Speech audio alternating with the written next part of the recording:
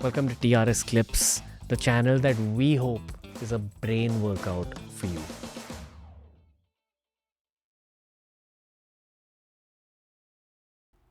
At the start of this conversation, you said that the rules when you had begun this whole education of Wicca was that you had to stay away from alcohol, you had to stay away from the opposite gender, Yes. and the third one was? The third one was to follow their academic rules. Keep studying. Study. I want to talk about those first two rules. Alcohol and The lust, sex of all. The opposite sexuality. sex. Yes. Let's take both those aspects and break them down. Would you say that alcohol is just like a legal poison? That is one thing. Do you stay away from alcohol? I now and then in the middle I used to have wine or something, but nowadays as I get older in years, I stay away from alcohol except for the occasional. Does it dampen your abilities? Having alcohol, yes. Yes. Yes. Dampens intuition? Yes. Like cannabis? I don't know. I've never tried those, but I'm sure it would. Any kind of intoxication? Any kind of intoxication. Yes. But why do they tell those young Wiccans to stay away for 3 years? For 3 years, you see, that's another very interesting test. For 3 years, you're free of all these things. It's a test. Then, as the 3-year ends, they call you. They have a little, you could say, a gathering. And they give you a glass and they pour into it a glass of vodka. And they say, drink it up, take your time, but drink it up for the party tonight. Then you drink it up. That's part of the training. After you have drunk it up, then they say it's a large hall.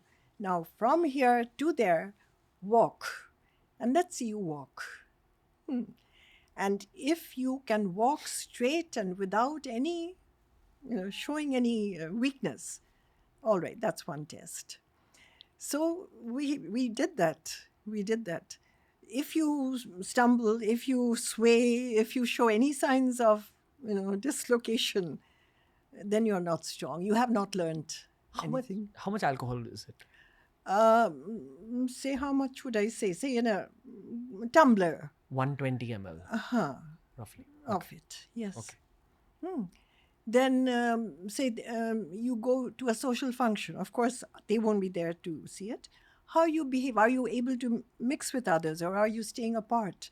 Are you, hungrily looking for a man or a woman, whatever? Then are you able to concentrate on your normal work? At that time, I had just finished high school.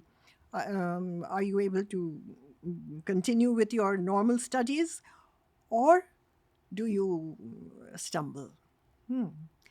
Are you getting too attached to them? That also is not Attached to the Wiccan chalet. We called it the chalet, where we were in the school, let's say. Okay. The teachers. Okay.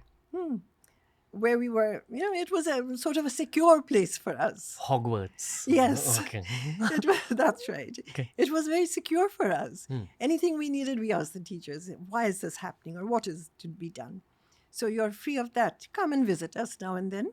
We will give you work, but don't expect too much of us. The teaching is over. So these things, that is detachment. We believe in detachment. We believe in the Stoical philosophy, which was so popular from the 300 BC in Greece. It started in Greece, much later than Wicca, but we took to it. We took up that philosophy where the Stoical philosophers say that, look, life is tough. You won't get what you want. You will have to face it. If something bad, as we say, happened to you, a loved one, some friend, don't cry over it. It was to be. So Wicca is that also. Gives you fortitude to handle tests. Yes, these gives you various tests. And finally it becomes a part of you, That after all, and that's where that something very interesting happens. They say that yes, there is a higher power, but why doesn't that higher power, whom we pray to, look after us all the time? Why do these unfair things happen? In a war, you see a soldier coming back with 4 limbs missing, just a stump. Why? Why did he do that? They don't really believe all that much in karma. A person is deceived by someone. He loses all. Why? Why should it be? And that's why this famous phrase came up, which I put in my book also. If God forgets, the witch cannot. That means that, God will often forget you, but the witch will remember you. Which makes one think it is also a thinking philosophy. That yes, of course, we believe in the goddess culture, we believe in the divine, we look to the consciousness above us, to the dark energy. But if we look to the divine, we question ourselves also that why does God do these things to good people? If there is karma, then why doesn't he forgive us? He's supposed to be the forgiver of all. Why doesn't he forgive us? Why is there so much sorrow and sickness in the world? So Wicca places a great deal of importance on studies of this kind also. How do we explain it? Spreading healing. Spreading healing. If it works, yes, we do that. Of mind and body. The mind is very important. Mind is important. Going back to that historical conversation about Wicca, the 25,000 year mark you gave. Yeah. Is there a kind of loose understanding about the origin point, geographically speaking? Geographically speaking, I'd say archaeologically, when they dug up these statues or images, I would say, clay images of the mother goddess, that would be beyond, or no, not beyond 25,000 years, but it would be around that time, and maybe in a few cases earlier. They were dug up mostly in the beginning. India was one place. Orissa was a very hot point. Bihar was another. And Bengal a few. But Orissa was very, very potent for that. In the West, France was a hot spot. Czechoslovakia was a hot spot. Eastern Europe was that. America, they have not really found any such, because it was actually dominated by the native Indians. The native Indians have their own philosophy about all this. They call their goddess Changing Woman. Each country had a name for their goddess in that way, or energy, like the South America, for example, called energy Lung or Hung. Then Reichenbach, he called it the odic energy. And he said that you could store it in a box and open the box and it would come to heal you. So there have been many theories about this. We call it prana. You'd mentioned Mesopotamia. Yes. Also related to Wicca, Mesopotamia? Yes, some of the goddesses, old goddesses came from there in the goddess culture. Inanna, Astarte, Babylonia, all these goddesses came from there. Okay. Going back to the other point about abstinence. That is one of the first rules. Yes. Is that a lifelong thing? I think this is a matter which each individual has to decide for himself or herself. Doctors would say it's a hormonal thing. Some people are over hormoned, some people are less. But as far as speaking from the point of Wicca, I would say that sexuality arises from the mind. So if the mind finds other points of interest or go ahead, then sexuality becomes very nominal. But if sexuality has to be there, I mean, in everything, not only in sexuality, in everything, there should be moderation. And I think that is, I mean, when a person is over-hormoned or overly ambitious, that's where, wrong things start to flourish. Wicca would not go that path. I'm assuming that sexual energy has a role to play in being converted into pran shakti or chi. And when you engage in physical intimacy, there's some leakage of that pran shakti or chi Yes. for both genders. Right. No, let's say the sexual energy is there in yoga. You have the Muladhara, which is primarily, I think, the sexual force, where the serpent is climbing. Yeah. But does abstinence make you a better Wiccan? No. Nothing After like all, there is no, I married. There is no bar to that. Many of our Wiccans marry, some don't. But that's a choice, that's a choice. But it isn't because, they're hungry for sex. It's because perhaps, I don't know, some of them may feel that they want children. Some of them may feel that they want a regular life, not only Wicca. It could be that. There's a human element also. There's a human element. There's also ego.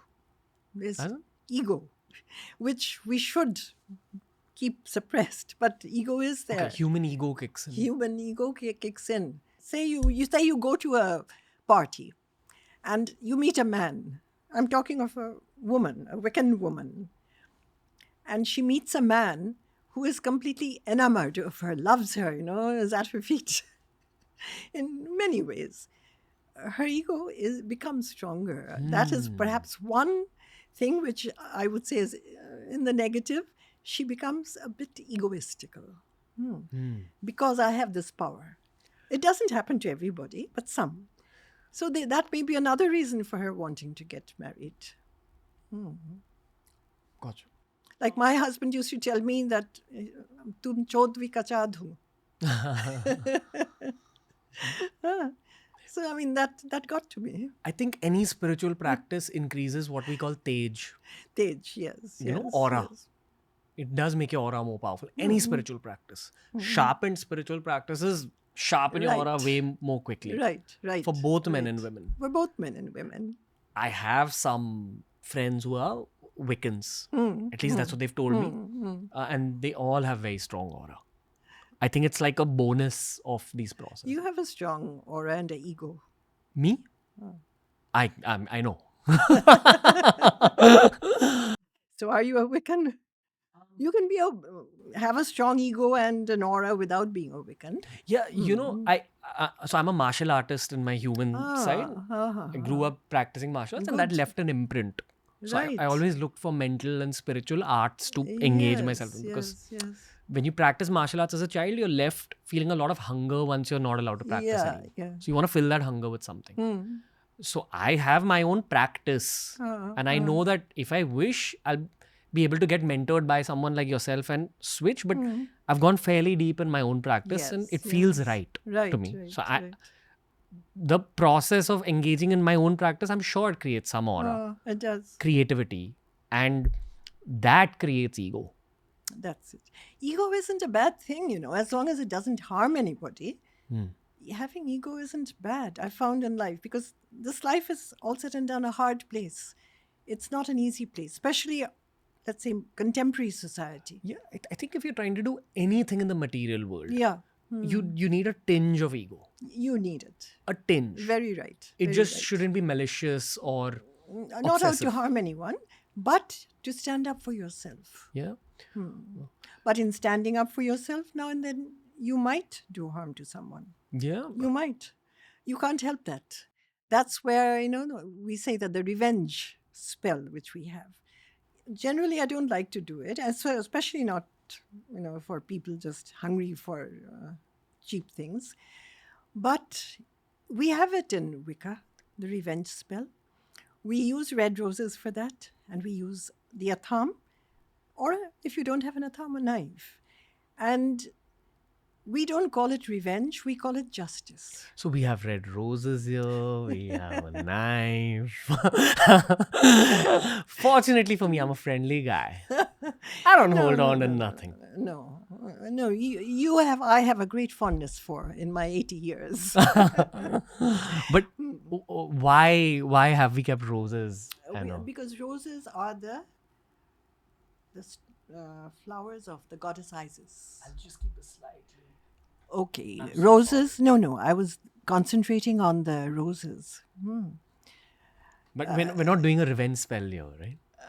No, I'm just demonstrating it so that people will know. They can't do it. They can't do it because you have to have the power. In your In your own being. energy, in your being.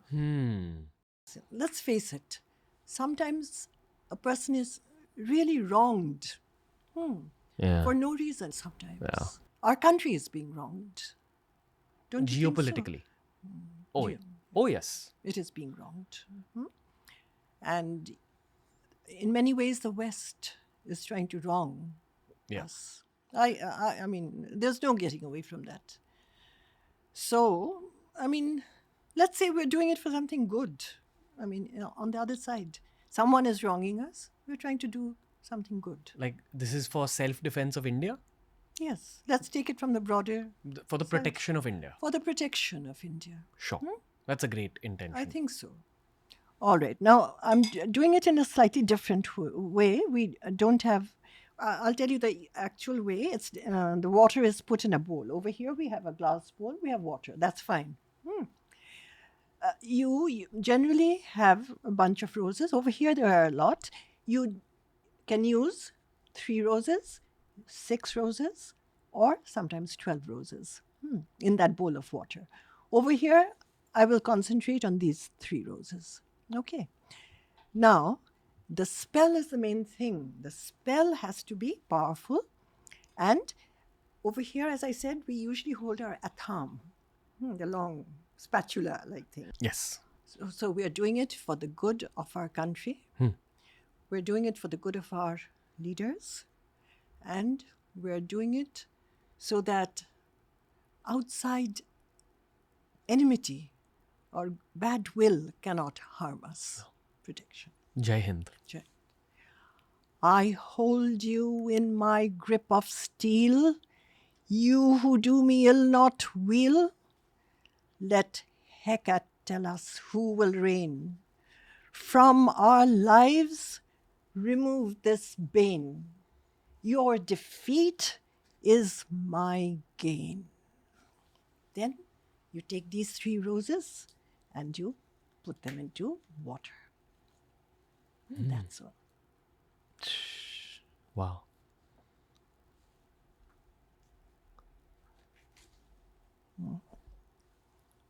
These 3 roses are now very potent.